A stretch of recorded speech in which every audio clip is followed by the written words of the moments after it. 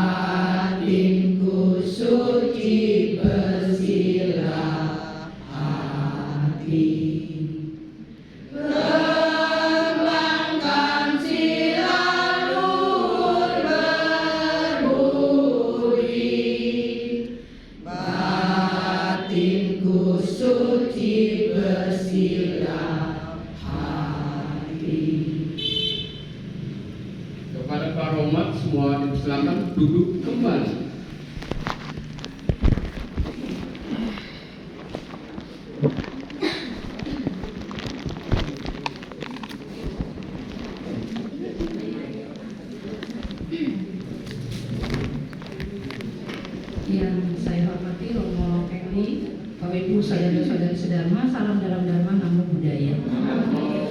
Dengan memanjatkan puji syukur kehadirat Tuhan Yang Maha Esa kepada Sang Kau Senjin Trinawiyahu junjungan kita, kepada para Buddha, para Bodhisattva, para makhluk suci, dewan lainnya yang memungkinkan kita bertemu pada malam hari ini. Om Mito. Bapak Ibu saudara-saudari sedharma, bagaimana kabarnya malam ini? Sehat, mukanya ceria-ceria. Terus pastinya kalau malam ini di sini kemungkinan besar nggak jalan-jalan ke Borobudur ya.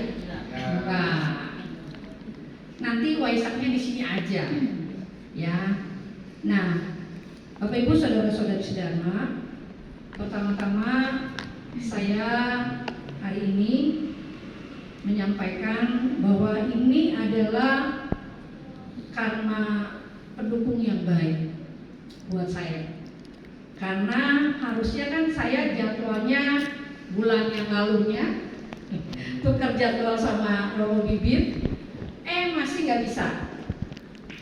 Reschedule lagi, akhirnya bisa hari ini. Artinya karma pendukungnya sampai, Bapak Ibu. Kalau enggak, walaupun udah diatur-atur, belum tentu saya nyampe ke sini. Belum tentu ketemu dengan Bapak Ibu saudara-saudari sedharma. Walaupun udah diniatin Jadi artinya rencana dan niat saja tidak akan bisa terrealisasi kalau tidak punya karma pendukung yang cukup. Tapi bukan berarti hidup kita, hidup Bapak Ibu saudara-saudari sedharma, kalau itu saya mah nggak usah punya rencana aja, nggak begitu. Tapi paling nggak kita tahu apa tujuan kita, masalah nanti sampai atau enggak, karma pendukungnya sampai atau tidak, gitu. Nah, seperti sekarang saya memang merencanakan dan menyiapkan sudah jauh-jauh hari, dan Om Tohut bisa bertemu, berarti karena pendukung saya sampai. Tentu saja disiasati dengan diingatkan nih sama Anto Ramani, nih kebaktiannya jam segini diingatkan, dan itu menurut saya bagus. Kalau pengurus mengingatkan para dharma duta yang bertugas, bagus, dan diingatkannya bukannya hari ini saya tugas, hari ini diingetin. Jadi diingatkannya beberapa hari sebelumnya, ya. Kalau misalnya hari ini tugas, hari ini diingatkan, bisa saja beberapa dharma duta yang saking sibuknya gitu kan, lupa, masih santai-santai di rumah, diingetin tugas hari ini ya belum ngapa-ngapain. Kalau rumahnya deket sih tinggal ngesot gitu kan. Kalau rumahnya jauh, apalagi kayak saya yang kesini perlu waktu, jadi ya memang diteruskan untuk pengurus, untuk dharma duta yang akan datang diingatkan beberapa hari sebelumnya. Jadi pun kalau misalnya nggak bisa atau apa kan bisa dikondisikan, dikoordinasikan. Baik, pada kesempatan ini seperti yang sudah diinfo kepada Bapak Ibu saudara-saudari sedharma, bahwa saya akan sharing mengenai daftar kemenangan Buddha. Ini sebenarnya berhubungan dengan parita yang kita ada di buku biru kita, yaitu tentang Jaya Manggala Gata, bait kemenangan Buddha. Di sini mengisahkan tentang 8 syair kemenangan Buddha, berikut bagaimana Buddha mengatasi masalah dan menjadi pemenang. Jadi ada, walaupun dalam pencapaian hidup seorang Buddha, kita tahu, apalagi ini kita kan momen Waisak, kita tahu guru agung kita Buddha Gautama, beliau dilahirkan sebagai seorang pangeran, direncanakan menjadi raja, ditinggalkan lalu menjadi petapa dulu, berlatih, belajar sampai mencapai pencerahan agung. Habis itu tidak berhenti, beliau mendedikasikan hidupnya untuk membabarkan dharma kepada semua makhluk. Beliau makanya dikenal sebagai guru para dewa dan manusia. Nah, dalam masa Buddha membabarkan dharma, bukan berarti beliau sudah menjadi seorang Buddha mulus-mulus saja, gampang-gampang aja semua bisa menerima, enggak begitu. Bahkan di dalam Gatha Kemenangan Buddha yang pertama, di situ dikatakan, dalam terjemahan paritanya dikatakan bahwa ketika detik-detik sebelum petapa Gautama saat itu menjadi Buddha, ketika beliau memutuskan untuk bermeditasi di bawah pohon Asata yang kita kenal dengan pohon Bodhi, itu beliau diserang oleh pasukan Mara yang menunggang gajah Giri Mekala. Diserang dengan segala macam cara, tapi semua serangan itu tidak sedikit pun melukai petapa saat itu. Sampai serangan yang terakhir pun dengan tombak, hujan tombak itu juga jubahnya aja nggak kena. Dan semua serangan itu berubah menjadi hal-hal yang menakjubkan. Padahal tujuan Mara pada saat itu adalah supaya petapa Gautama bangun dari tempat duduknya, supaya beliau tidak mencapai pencerahan agung. Sudah semuanya itu bisa dikalahkan, jadi Mara itu bertanya kepada petapa Gautama, "Hai petapa Gautama, apa yang membuatmu yakin itu tempatmu dan tidak bisa menerima sedikit pun serangan yang aku berikan?" Lalu apa yang menjadi pelindung? Petapa Gautama mengatakan apa? Beliau berlindung kepada paramita yang dilakukan dari beratus-ratus kehidupan sebelumnya. Kalau di bait ini jelas beliau mengalahkannya dengan kebajikan dana paramita. Siapa saksimu? Mara bilang gitu. Beliau mengatakan menunjuk bumi sebagai saksinya. Dikisahkan pada saat itu bumi bergetar, seolah-olah menyaut, iya, bumi menjadi saksi segala paramita yang beliau buat sepanjang hidupnya. Dan itulah yang menjadi pelindung Petapa Gautama, sehingga beliau setelah itu Mara berserta pasukannya kabur, beliau lalu mencapai pencerahan agung di bulan Waisakha.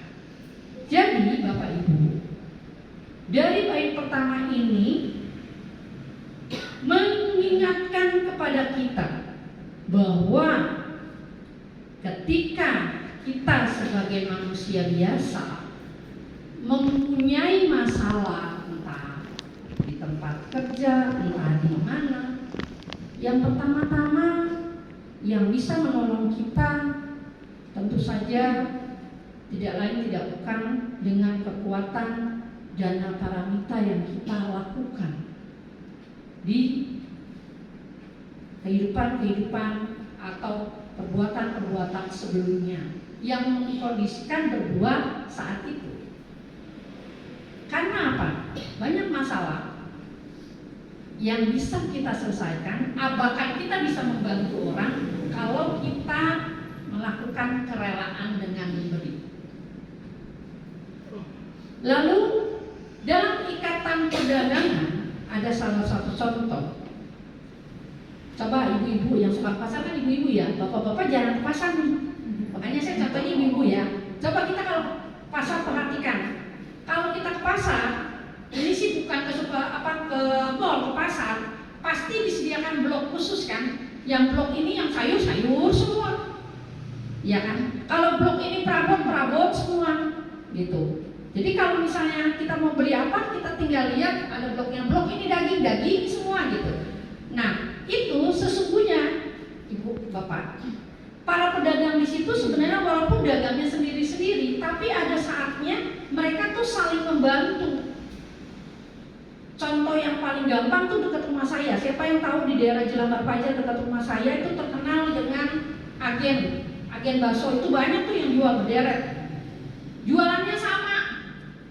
Ada yang depan, ada yang ini, tapi yang belanja kadang maunya di toko A, toko B. Nah, pada saat ada orang yang mau belanja di toko A, barangnya nggak ada, kan dagangannya sama itu mereka. Itu bos yang di toko A itu akan bilang anak buahnya, coba ambil toko C. Ambil dia, dagang, ntar hitungannya belakangan. Bukankah itu mereka saling berbagi? Lancar urusannya. Yang penting yang mau beli dilayani dulu.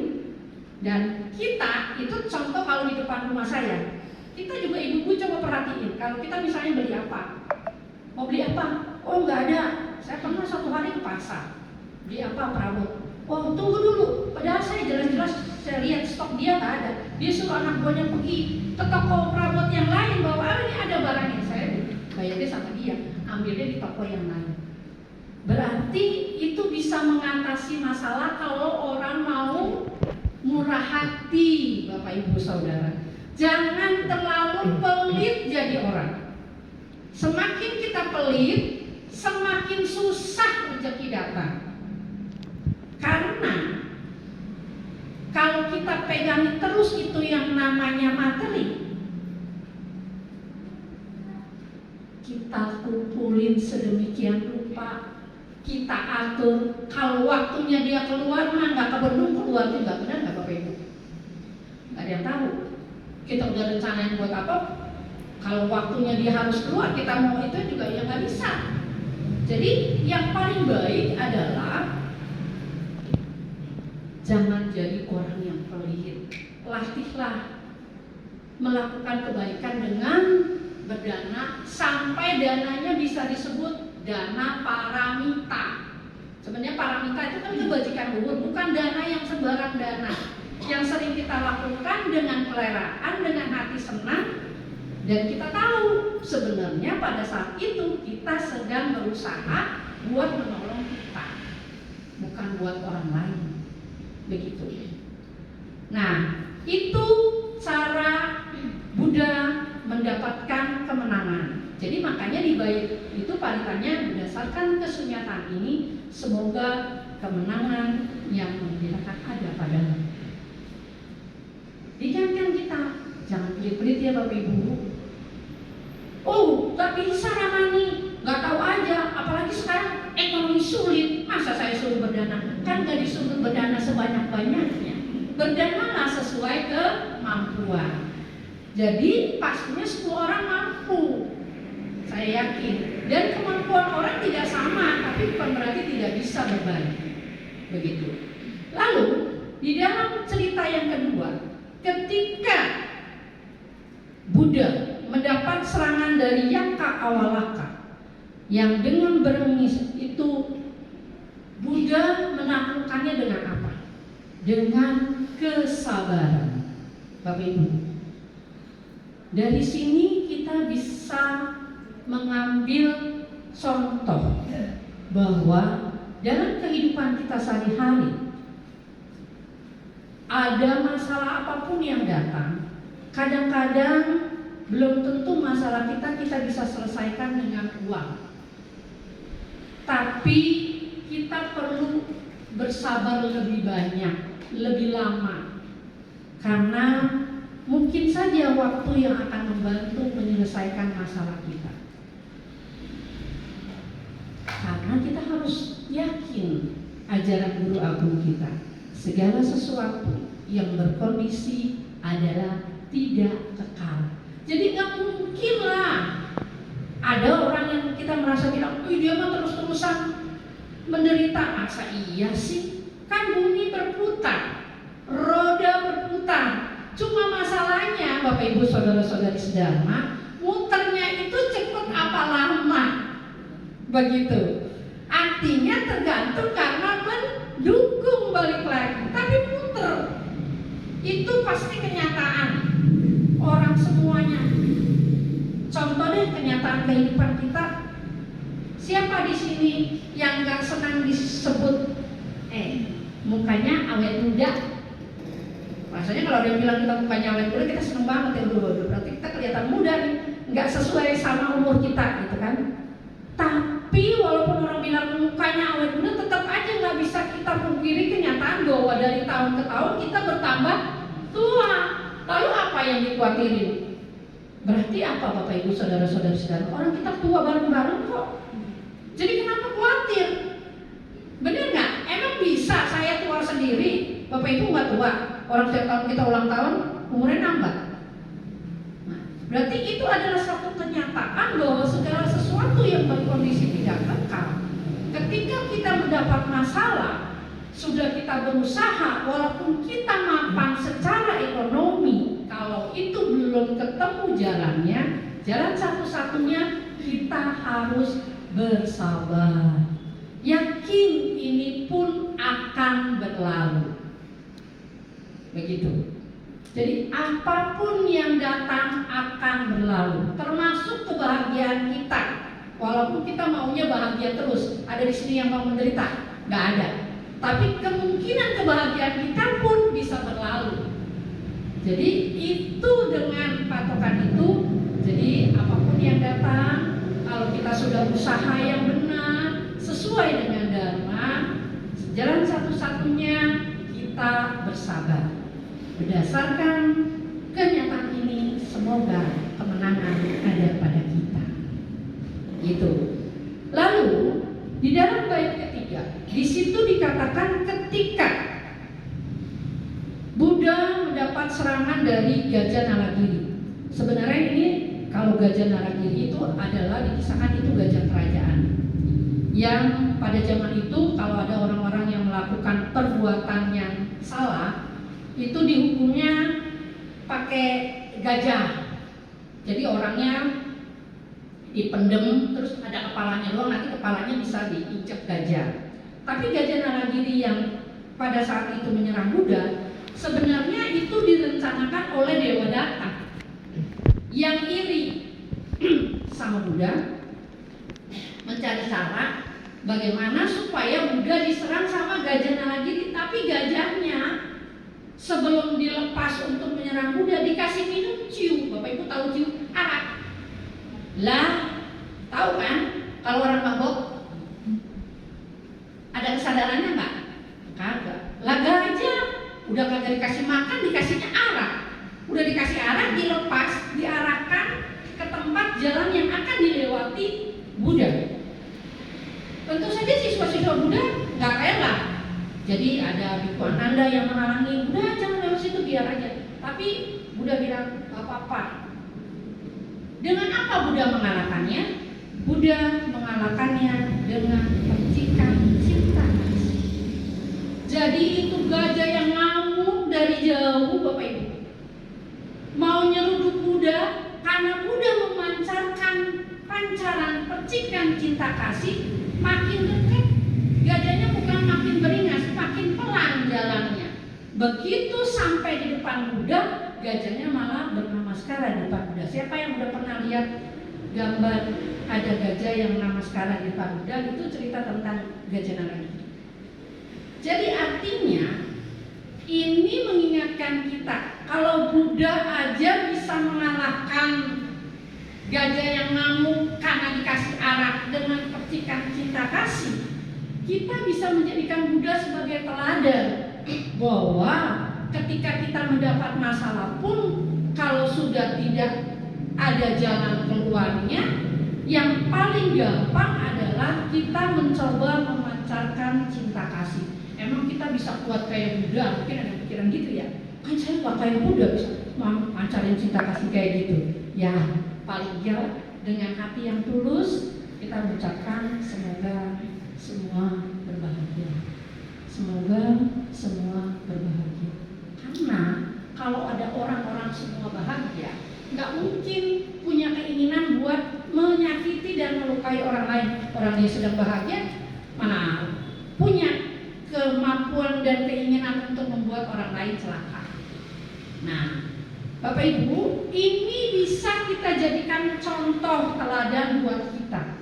Jadi bukan berarti hidup tanpa masalah, tetapi kalau memang kita tidak bisa,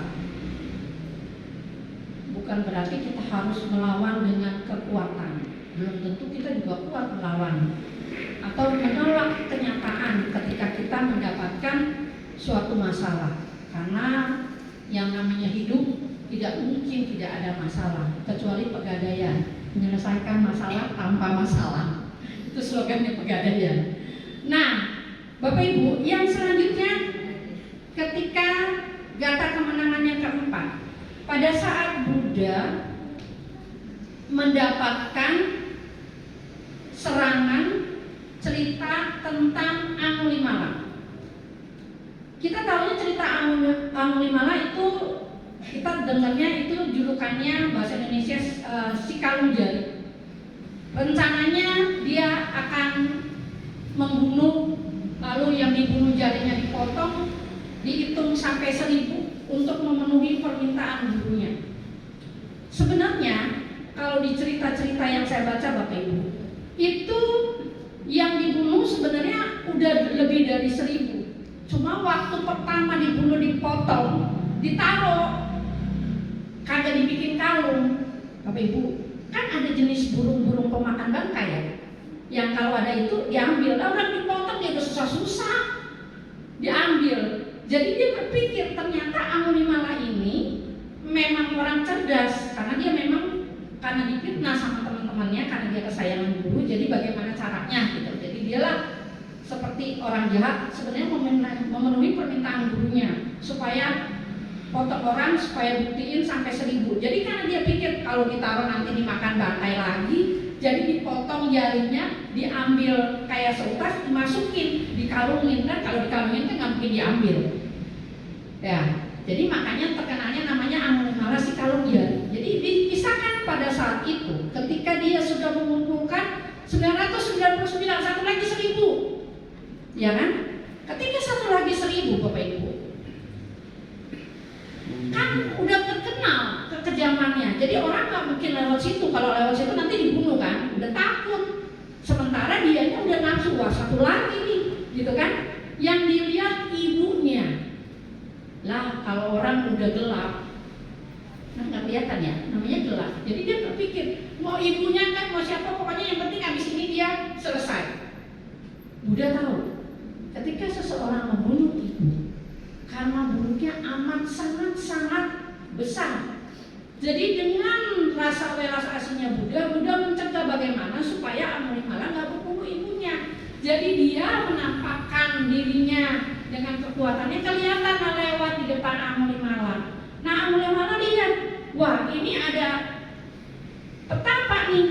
Lah kalau petapa kan nggak ada keluarganya, pikirannya. Kalau misalnya dia apa-apa nggak ada yang nyariin. Jadi mendingan saya bunuh petapa aja. Dia nggak pikir itu Buddha, pikiran dia itu petapa. Saya bunuh petapa aja deh untuk menggenapi jadi 1000. Jadi dia bawa dengan pedang terhumus. Dikisahkan saat itu Bapak Ibu. Dia mendekati Buddha. Buddha mengalahkannya dengan kekuatan kesaktiannya apa? Dia jalan pelan jalannya.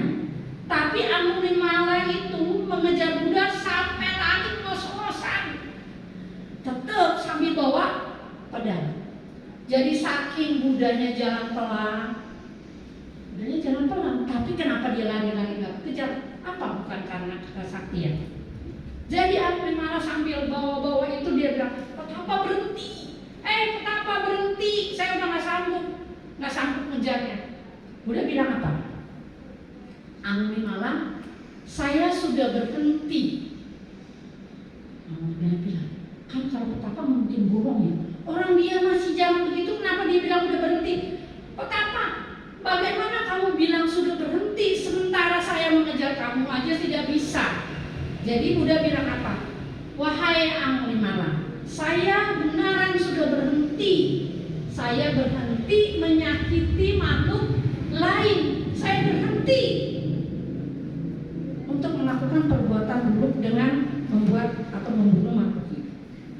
Nah, karena Buddha bilang itulah, akhirnya Angulimala sadar, dibuang pedangnya, nggak jadi, malah mendengarkan ceramah Buddha jadi gitu. Jadi dengan kekuatan memainkan kekuatan kemampuan pikiran, orang bisa dipengaruhi kalau dari cerita ini. Makanya Bapak Ibu jangan heran kalau mendengar cerita ada orang-orang tertentu, sekali lagi maaf, yang sering kena emak-emak gampang terhipnotis. Begitu. Nah, orang yang bisa terhipnotis adalah orang yang pikirannya mudah goyah atau dalam keadaan tidak fokus atau dalam keadaan merenungi masalah.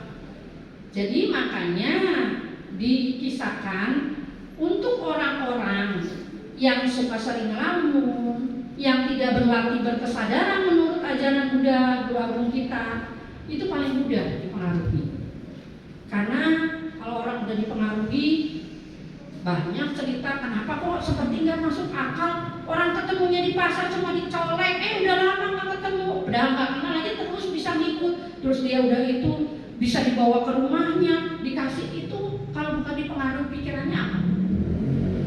Jadi artinya supaya kita juga tidak terkena gampang dipengaruhi pikiran kita, kita harus melatih hidup berkesadaran. Bukan berarti nggak pingsan loh, saya nggak pingsan namanya orang saya sadar. Maksudnya jangan gampang lengah. Jangankan sekarang sih orang suka lengah karena ini sih handphone. Oh sayang itu di depan rumah saya tuh orang lagi pesen aja. Sekarang kan kalau pesen itu kan ada kan pakai online kan, dia lagi pesen, cuma karena pesennya bukannya di pinggir, di tengah gitu sambil lihat-lihat, baru dia lihat-lihat kok nggak datang-datang, yang datang orang lain kan mari. Coba kalau dia lebih waspada sedikit, namun tuh tak apa bisa. Atau misalnya yang sering pergi naik kendaraan umum, coba kalau dia lebih sadar sedikit, fokus, nggak terlalu fokus sama handphonenya, kemungkinan dia bisa kena juga lebih sulit. Tapi karena orangnya fokusnya sama yang lain, menurunnya kesadaran, kita gampang dipengaruhi dan gampang juga kita dapat hal-hal yang buruk. Nah, ini mengingatkan kita kalau kita mau melatih pikiran kita bukan untuk jadi sakti sebenarnya, tapi melatih hidup berkesadaran, kita bisa paling tidak mengurangi masalah-masalah yang bisa datang di dalam kehidupan kita. Kemudian dalam bait kemenangan yang kelima itu menceritakan tentang cinca. Siapa yang tahu tentang cerita tentang cinca? Cinca itu dikisahkan dia dipengaruhi oleh kelompok Brahmana yang lain yang iri sama Buddha karena Buddha banyak menerima persembahan. Dan cinca ini dikabarkan seorang wanita yang cantik, bodinya gold, cantik, yang biasanya yang cantik kan gampang untuk menggoda iman lawan jenis. Jadi dia dipengaruhi, disuruh sama petapa yang lain yang iri sama Buddha untuk memfitnah Buddha. Caranya, jadi ketika orang malam-malam selesai mendengarkan ceramah Buddha, kan orang pulang ya. Buddha masuk ke kutinya. Nah, dia datang, pakaiannya menor, dandanannya menor, wah wangi, semerbak. Terus dilakukan terus-menerus. Ternyata yang dilakukan cinca ini sedang membangun alibi. Maksudnya untuk membuktikan bahwa setiap malam dia datang ke kuti Buddha, gitu kan. Nah, setelah beberapa lama langsung terus dia juga kelihatan pagi-pagi yang aut-autan. Orang tanya, cinca dari mana? Dari kuti Buddha.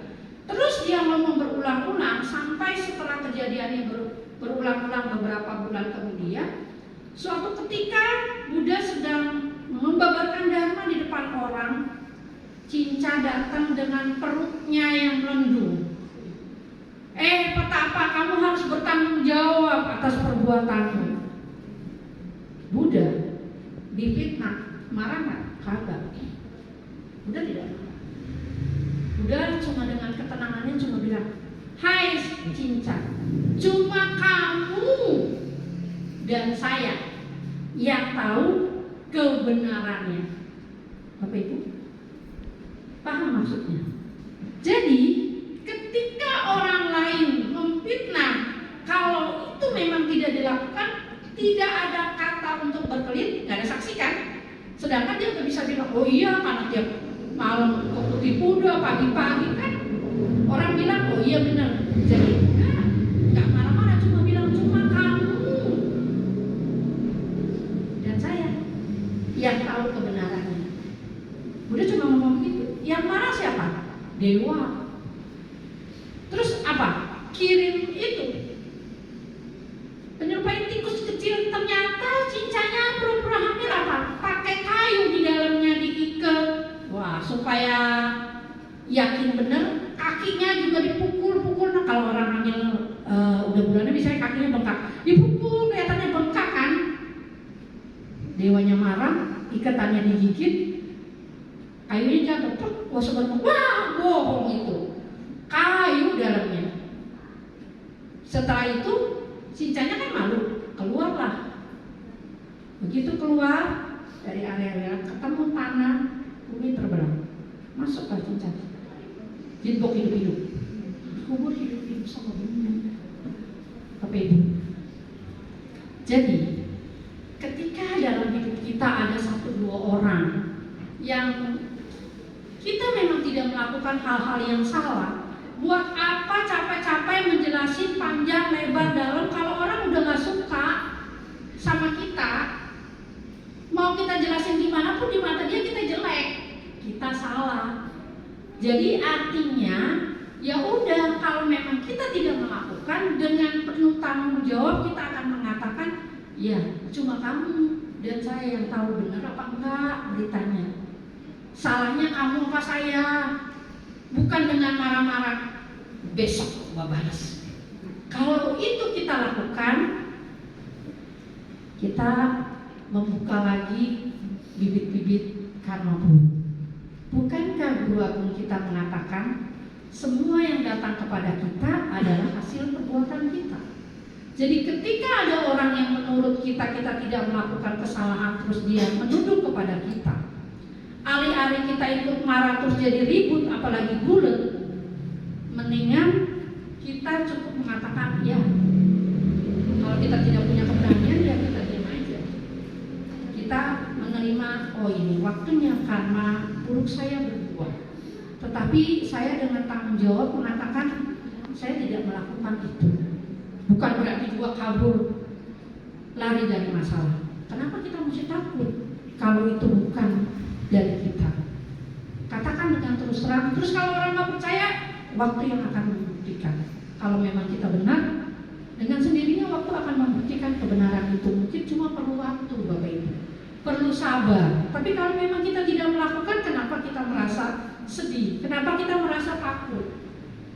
Begitu. Nah, inilah juga cara Buddha mendapatkan kemenangan. Lalu di syair ke-6, ketika ada seorang sacaka, dikisahkan ada sacaka, dia pandai berdebat. Pokoknya setiap ketemu orang dia maunya debat. Terus begitu dia menang, murid-muridnya itu yang kalah debat jadi murid dia. Lama-lama kan muridnya banyak. Nantang Buddha dia debat. Lah Buddha mau dilawan, ditantang, menang gak dia? Kagak. Yang menang siapa? Buddha. Dengan apa Buddha memenangkan itu? Dengan kebijaksanaan. Bapak Ibu, kadang-kadang kita bertemu orang yang kadang-kadang mau jadi menang sendiri, tapi dia sendiri sebenarnya nggak tahu yang dilakukan benar apa salah. Nggak usah capek-capek jelasin, orang dia aja juga kagak tahu. Kurang bijaksana ya kan? Sama aja kita jelasin sama tembok. Kitanya kesel, gondok, dianya juga ditambah lama tambah gondok kita kan, rugi kita. Apalagi kalau kita punya riwayat darah tinggi, ntar kita stroke loh Bapak Ibu. Bener kan? Iya. Jadi apa gunanya kita terangkan kalau memang dia udah kagak ngerti, ya udah mendingan kita pergi aja, udah capek. Bukan berarti berarti kita ngalah dong orang kita nggak salah. Lah mau ngalah mau menang gimana orang dia aja kagak ngerti? Apa ada faedahnya kita menang sama orang yang dalam tanda kutip dia aja bodoh, dia aja di bawah kita, dia aja nggak jelas. Jadi daripada kitanya makan hati, makan darah, ya udah harus ada kebijaksanaan. Jadi jangan semua diturutin. Kalau ikutin marah mah, ada pepatah mengatakan kalau orang marah itu gelap, kalau gelap kan nggak kelihatan. Jadi apa aja bisa diterapkan, apa aja bisa dilakukan. Jadi jangan diturutin supaya kita bisa menjadi pemenang. Lalu yang ketujuh, ada serangan dari Nando Pananda. Itu dikisahkan naga berkepala 7 yang menghambat perjalanan Buddha beserta para biku ke suatu tempat. Pada saat itu siswa utama Buddha yang Arya Moggallana ada di situ ikut. Jadi alih-alih Buddha yang melawan Nando Pananda, Buddha mengutus Moggallana, siswa Buddha yang terkenal karena memiliki kesaktian. Jadi yang melawan naga berkepala 7 itu ya biku Moggallana. Dia bisa masuk, berubah jadi kecil, pokoknya dilawan. Menang nggak? Menang Bapak Ibu. Demi apa? Buddha. Jadi bisa meneruskan perjalanannya. Nah, cerita ini mengingatkan kepada kita, Bapak Ibu, saudara-saudari saudara, dalam kehidupan sehari-hari jangan jadi orang apa-apa maunya ditanganin sendiri. Belajarlah mendelegasikan wewenang, tapi jangan asal. Jadi ketika Buddha menunjuk yang Arya Moggallana, bukan asal-asalan ditunjuk, karena Buddha tahu biku Moggallana memiliki kesaktian, udah pasti bisa gitu. Jadi mohon maaf, di organisasi misalnya yang jadi ketua, mentang-mentang jadi ketua, apa-apa kata ketua. Kalau ketua nggak ada, kagak bisa jalan, itu bukan organisasi. Maaf. Yang ada adalah harus pendelegasian wewenang, itu organisasi. Kantor, bos, nggak percaya sama anak buah, apa-apa mau dikerjain sendiri, mendingan jangan jadi bos deh, jadi anak buah aja. Lah, harus didelegasikan kan? Tapi juga nggak boleh mendelegasikan wewenang sama orang-orang sembarangan. Gitu. Orang tua, beberapa orang tua yang bahkan udah jadi anaknya udah jadi orang tua masih punya kekhawatiran yang sangat mendalam, tidak percaya, kasihlah kepercayaan kepada anak-anakmu, Bapak Ibu. Tapi itu memang fenomena yang sering terjadi. Saya baru-baru ini kehilangan mama, beliau sakit 3,5 tahun. Itu saya benar-benar merasakan di mata orang tua, walaupun saya udah setua ini tetap anak-anak. Jadi pada saat mama saya sakit, ada satu masa dia kan sakit satu. Terus saya ngomong-ngomong karena dia sulit ngomong, jadi saya ajak ngomong, tanya anaknya siapa, apa kan dokter gitu kan. Terus saya nyanyi yang kecil-kecil kan dia senang. Nah begitu senang, terus saya duduk di bawah, beliau di tempat tidur. Tahu apa yang dia lakukan? Saya udah setua ini loh, sedangkan dia kondisinya stroke sebelah tangannya yang nggak stroke. Dia elus-elus kepala saya. Coba saya jadi anak mewek gak? Saya udah setua ini cuma gara-gara ngomong begitu. Dianggapnya dia tetap di mata orang tua kita setua apapun anak adalah anak. Nah tapi bukan berarti kita tidak percaya. Berilah kepercayaan sama anak-anak kita untuk memutuskan mana yang terbaik buat hidupnya. Walaupun tujuan kita baik, belum tentu anak kita baik adanya mau melakukan.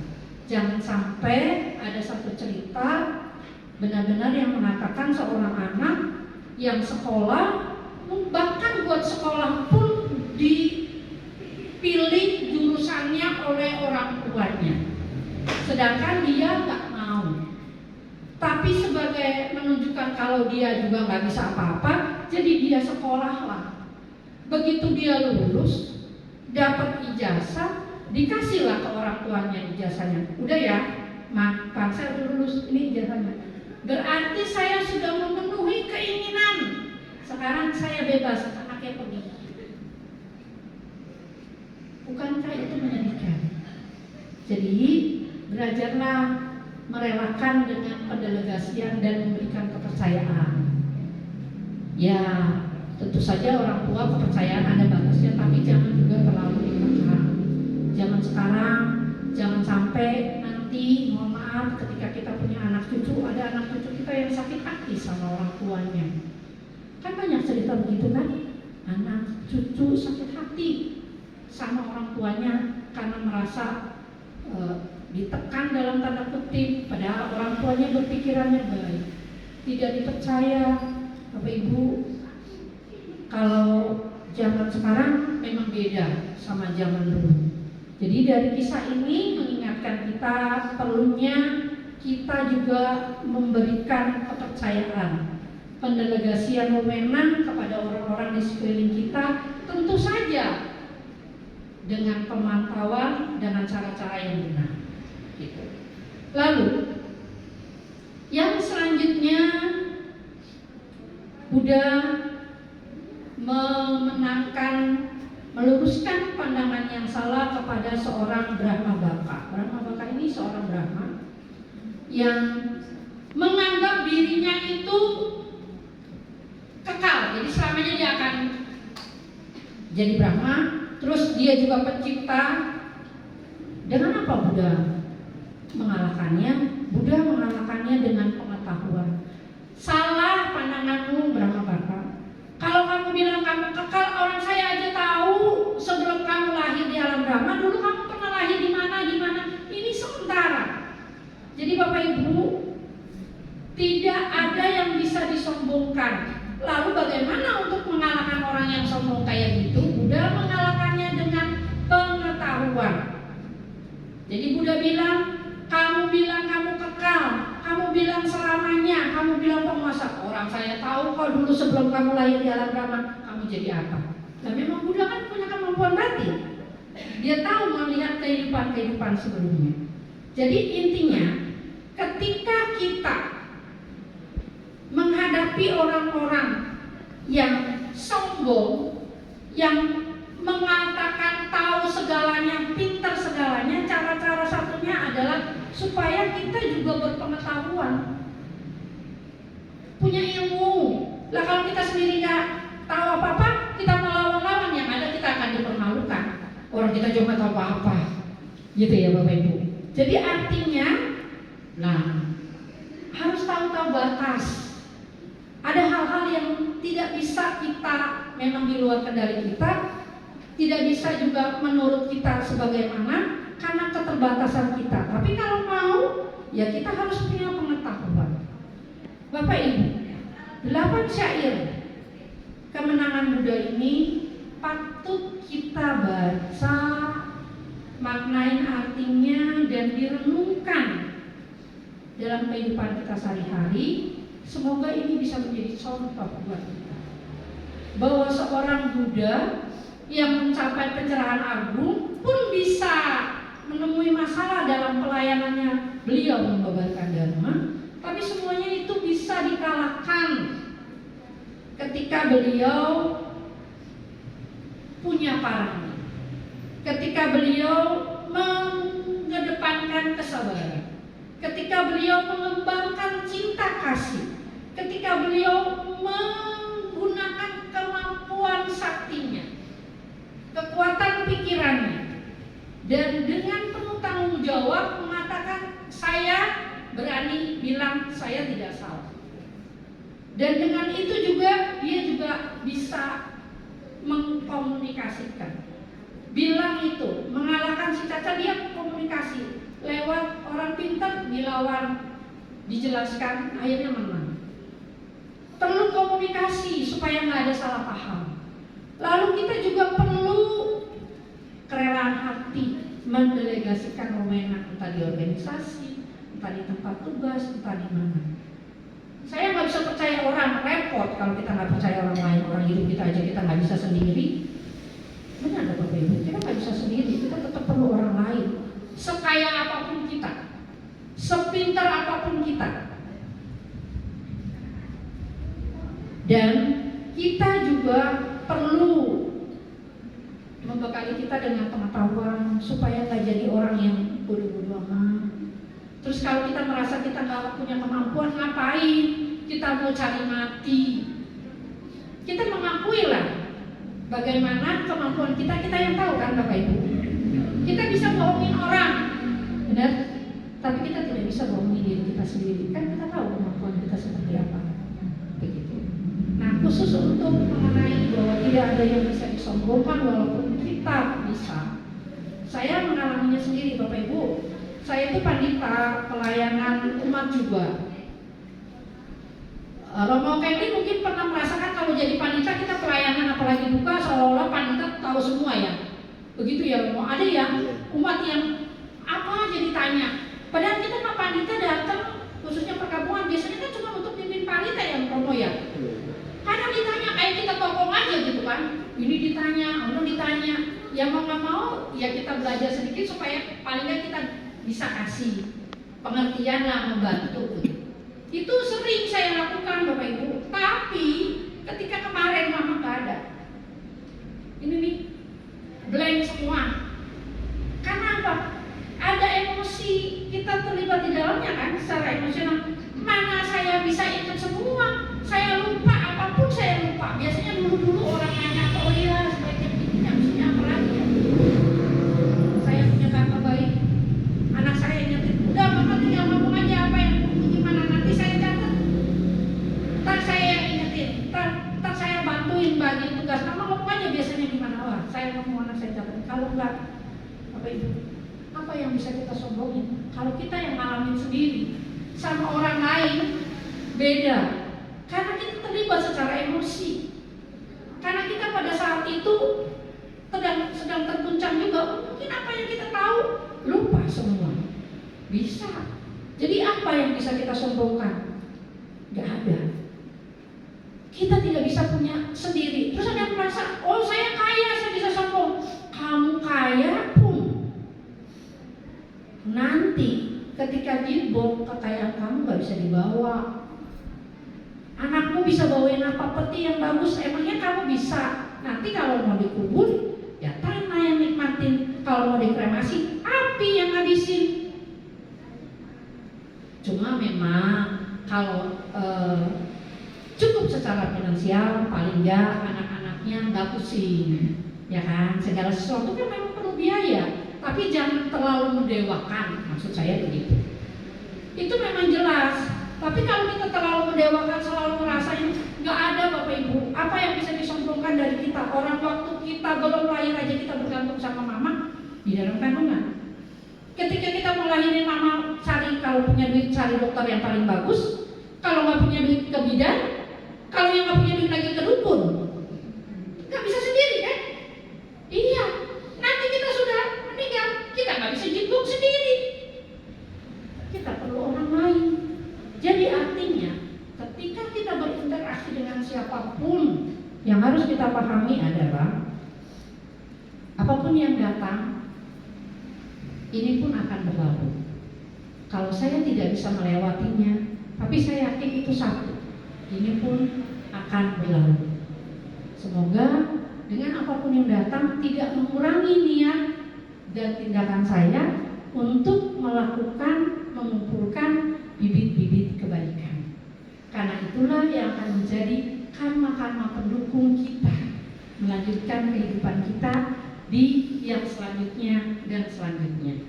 Nah, Bapak Ibu saudara-saudari sedharma, ini yang saya bagi pada kesempatan malam hari ini. Semoga ini menjadi teladan kita, menjadi kita mawas diri dan meyakini kita juga bahwa tidak ada orang hidup yang tanpa masalah. Kita bisa lihat orang baik-baik saja, karena selalu pepatah mengatakan rumput tetangga lebih bagus daripada rumput kita. Tapi kita tidak tahu orang yang sampai bagus itu bagaimana cara merawat rumputnya. Begitu istilahnya. Nah, Bapak Ibu, sekali lagi jangan takut dengan apapun yang datang. Apapun yang datang, kalau bukan bagian dari karma kita, kita tidak akan punah. Itu yang harus kita yakini sebagai umat Tridharma. Sebelum saya tutup, ada yang ingin ditanyakan? Ya, saya bukan bertanya, ya. Sepertinya. Jadi kita hidup ini memang harus punya semangat kebersamaan. Misalnya begini, yang lain punya lilin tapi tidak ada apinya. Saya memberikan api kepada semua lilin-lilin yang belum menyala. Apakah api saya berkurang? Enggak kan? Tetapi kalau saya sendiri yang ada apinya, kan suasana ini remeng-remeng. Nyalanya kecil. Tapi hidung saya yang makin nggak kelihatan. Tapi begitu saya bagikan semua api, kita bersama-sama menjadi terang benderang. Jadi manusia itu memang harus punya semangat kebersamaan. Betul. Seperti Ramani bilang tadi, kalau kita mati, kita nggak bisa jitbox sendiri. Kalau kita mati, kita nggak bisa dikremasi sendiri. Harus membutuhkan bantuan orang lain. Seperti itu. Kira-kira memang manusia hidup itu tidak bisa sendiri. Jadi, ya, katakanlah misalnya Saudara Rianto, kita mati semua. Saudara Rianto, mobil yang banyak begini, yang Mercy, yang Alphard, dia bisa kuasai. SPBU dia bisa kuasai sendiri. Nanam sayur sendiri, nanam padi sendiri. Apapun sendiri, mati sendiri. ya. Kira-kira begitu hidup. Ya, itu contoh yang bagus, tepuk tangan buat Romo. Berarti Bapak Ibu paham ya, yang saya ingatkan pada malam hari ini, tujuannya bukan apa-apa, mengingatkan kita bahwa tidak ada yang bisa disombongkan dari diri kita. Kita tetap perlu bergandeng tangan bersama-sama orang lain, menciptakan keharmonisan dan kebahagiaan. Sadu. Ya, terima kasih Romo. Itu berarti Romo kasih intinya tuh. Terima kasih. Dan izinkan saya tutup apa yang saya sampaikan pada malam hari ini. Yakinlah Tuhan yang Maha Esa. seperti Nabi Guru yang agung akan selalu membimbing, melindungi dan memberkahi kita semua. Berbahagialah mereka yang membuka hati dan pikiran dalam menerima dharma mulia ini. Mekahlah permata teratai suci. Mekah. Demikianlah. Saya limpahkan perbuatan baik kita pada malam hari ini kepada semua makhluk yang berhubungan karma dengan kita.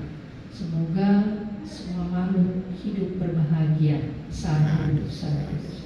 Terima kasih Romo Kemli, Bapak Ibu, Saudara-saudari Dharma. Selamat malam. Salam dalam Dharma, Namo Buddhaya.